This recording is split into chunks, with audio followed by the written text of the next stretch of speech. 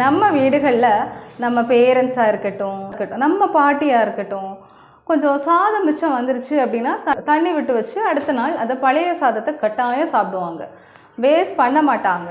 ஆனால் அதே பழைய சாதத்தை நம்ம என்ன பண்ணுறோம், நம்ம இக்னோர் பண்ணுறோம்.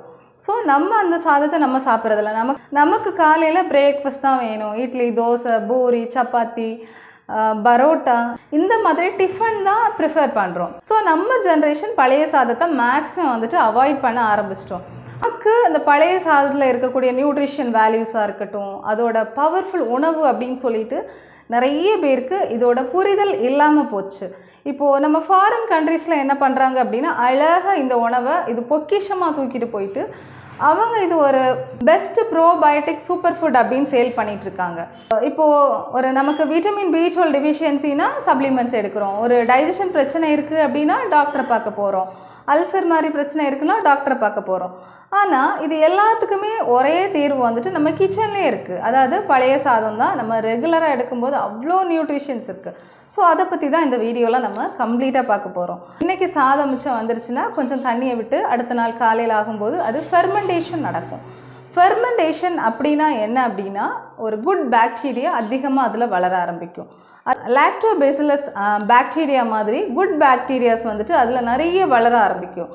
இப்போது தயிரில் வரும் இல்லையா, அதே பாக்டீரியா தான் இந்த பழைய சாதத்துலேயுமே நிறைய மல்டிப்ளை ஆகுறது சொல்லலாம். ஸோ இது வேர்ல்டுலேயே பெஸ்ட் ப்ரோபயோட்டிக் அப்படின்னு சொல்லலாம். ஸோ அதே மாதிரி இந்த ப்ரோபயோட்டிக்ஸ் ட்ரிங்க் எல்லாம் வந்துச்சு, அதுலெல்லாம் பார்த்தீங்கன்னா இந்த லாக்டோபேசிலஸ் பாக்டீரியா தான் அதிகமாக இருக்கும். ஸோ அந்த குட் பாக்டீரியா வந்துட்டு நிறைய நீராகாரங்களில் அதிகமாக ஆரம்பிச்சிடும். ஸோ இந்த உணவுகளை நம்ம ரெகுலராக எடுக்கும்போது நம்மளோட கட்டு வந்துட்டு பேலன்ஸ்டாக இருக்கும். நம்ம பேக்கரி ஃபுட்ஸ் அதெல்லாம் நிறைய ஜங்கெல்லாம் எடுக்கும்போது நம்மளோட கட்டு வந்துட்டு இம்பேலன்ஸ்டாக இருக்கும். ஸோ கட்டு பேலன்ஸ்டாக இருந்தாலே நமக்கு டிப்ரெஷன் மாதிரி பிரச்சனைகள் இருக்காது, நம்ம ஸ்கின் நல்லாயிருக்கும், இம்யூனிட்டி நல்லாயிருக்கும். ஒரு ஸ்டடி என்ன சொல்லுது அப்படின்னா, நார்மல் ரைஸை விட பழைய சாதத்தில் வந்துட்டு நியூட்ரிஷன்ஸ் அப்சார்ப்ஷன் வந்துட்டு அதிகமாக இருக்குது. ஸோ சாதம் சேம் தான், ஃபெர்மெண்டேஷன் ப்ராசஸ் ஆன பிறகு அது வந்துட்டு ஒரு சூப்பர் ஃபுட்டாக சேஞ்ச் ஆயிடுது. இப்போ மேக்ஸிமம் நிறைய பேருக்கு இருக்கக்கூடிய பிரச்சனை என்னென்னா, அல்சர் பிரச்சனை, இன்டைஜஷன் பிரச்சனை, மலச்சிக்கல் பிரச்சனை.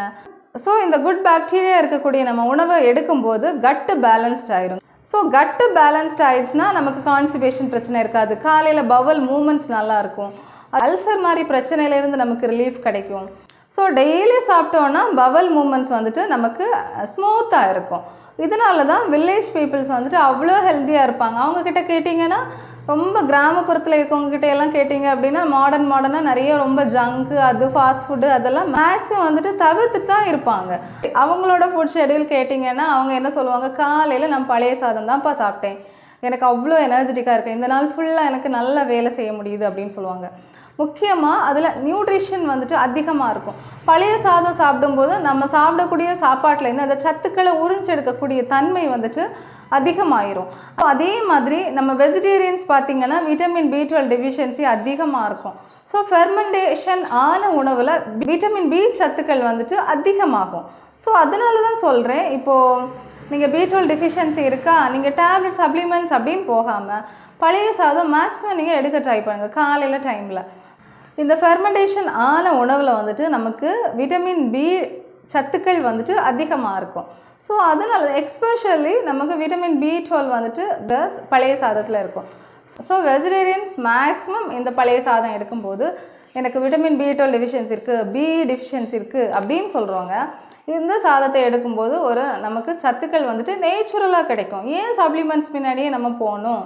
அதே மாதிரி நம்ம சாப்பிடக்கூடிய ஃபாஸ்ட் ஃபுட்டெல்லாம் பார்த்தோன்னா இன்ஸ்டண்ட்டாக நமக்கு எனர்ஜி கிடைக்கும், அதே மாதிரி இன்ஸ்டண்ட்டாக நம்ம டயர்டும் ஆயிரும். இந்த ட்ரெடிஷ்னல் நீராகாரம் நம்ம எடுக்கும்போது என்ன ஆகும்னா, நமக்கு எனர்ஜியெல்லாம் கொஞ்சம் கொஞ்சமாக ஸ்லோவாக இருக்கும், ஸ்ட்ரென்த் வந்துட்டு லாங் டைம் நமக்கு இருக்கும்.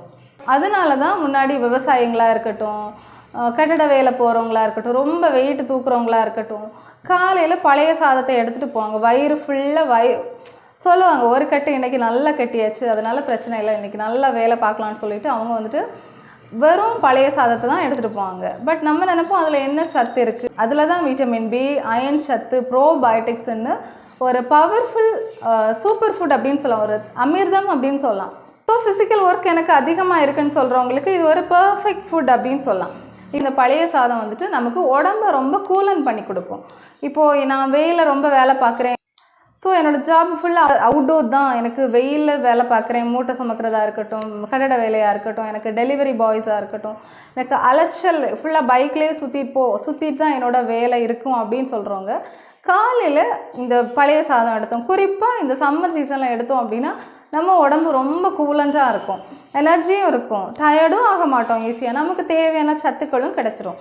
இம்யூனிட்டி ரொம்ப கம்மியாக இருக்குதுன்னு சொல்கிறவங்களுக்கும் இந்த உணவு வந்துட்டு இம்யூனிட்டியை அதிகப்படுத்தும். இப்போ இருக்க பிள்ளைங்க பார்த்தோன்னா ஜங்க் நிறைய சாப்பிட்டு நம்ம கட்டை வந்துட்டு அவ்வளோ டேமேஜ் பண்ணி கட் இம்பேலன்ஸ்டாக தான் இருக்கும். ஸோ கட்டு பேலன்ஸ்டாக இருந்தால் தான் நமக்கு இம்யூனிட்டியுமே நம்ம அதிகமாகும். நம்ம நேச்சுரல் ஃபுட் அதிகமாக எடுக்க நம்ம கட்டு வந்துட்டு பேலன்ஸ்ட் ஆயிரும். கட்டு பேலன்ஸ்ட் ஆகிட்டுனா ஆட்டோமேட்டிக்காக இம்யூனிட்டியுமே அதிகமாகிடும். அதே மாதிரி குழந்தைங்க எனக்கு மெமரி பவர் ரொம்ப கம்மியாக இருக்குது, ஃபோக்கஸ் பண்ண முடியலை அப்படின்னு சொல்கிறவங்களுக்கு இந்த பழைய சாதம் எடுக்கலாம். ஏன்னா விட்டமின் பி சத்து கண்டிப்பாக தேவை. நம்ம பிரெயின் நல்லா ஆக்டிவாக இருக்கணும் அப்படின்னா விட்டமின் பி சத்துக்கள் கண்டிப்பாக தேவை. இந்த உணவை எப்படி சாப்பிடணுன்னா காலையில் நம்ம கொஞ்சம் பழைய சாதம் எடுத்துக்கலாம், கொஞ்சம் தயிர் சேர்த்துக்கலாம், சின்ன வெங்காயம் தேவைப்படுச்சுன்னா கொஞ்சம் சில்லி சேர்த்து நம்ம எடுத்துக்கிட்டோம், கொஞ்சம் உப்பும் போட்டு எடுத்துக்கிட்டோம் அப்படின்னா அவ்வளோ ஒரு அமிர்தம்.